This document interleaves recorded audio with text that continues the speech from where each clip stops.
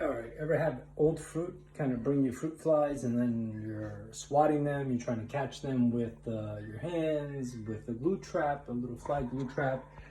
Wonderful fruits like this, like that banana, those bananas that the kids like to peel the ends off of and then they're kind of open, that the fruit fly starts coming around. Well, yesterday we had some melon that was left out.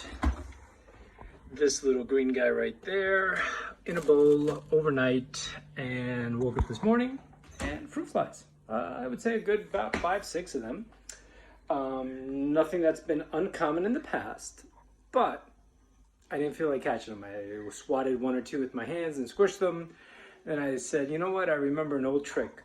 So if you have fruit flies, the best way to get rid of it is one of two things. They like alcohol.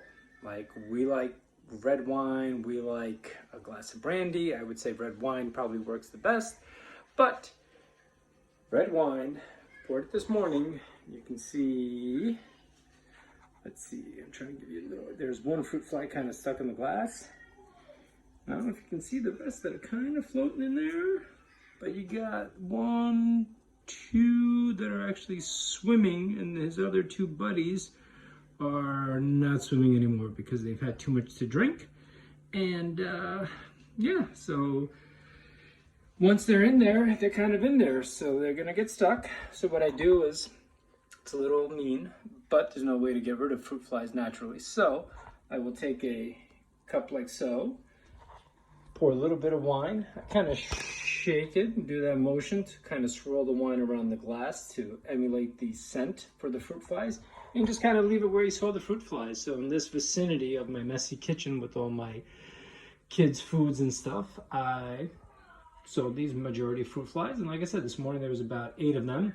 Took out 2, and the other, I believe the other 6 are in there, or actually 5. So there's maybe one more on the go somewhere, and I'll catch them eventually. But what I do is I let them come in, and once they're in, I'll cover it like so, right? And then I'll take it and swirl it, or they'll just naturally kind of gravitate down, because of what they'll like to do is they'll stick to the sides here of the glass and they'll kind of work. But what you can do is swirl it once they're on the sides of the glass. The wine will track them in, keeps them down there, and eventually, unfortunately, they just stop swimming.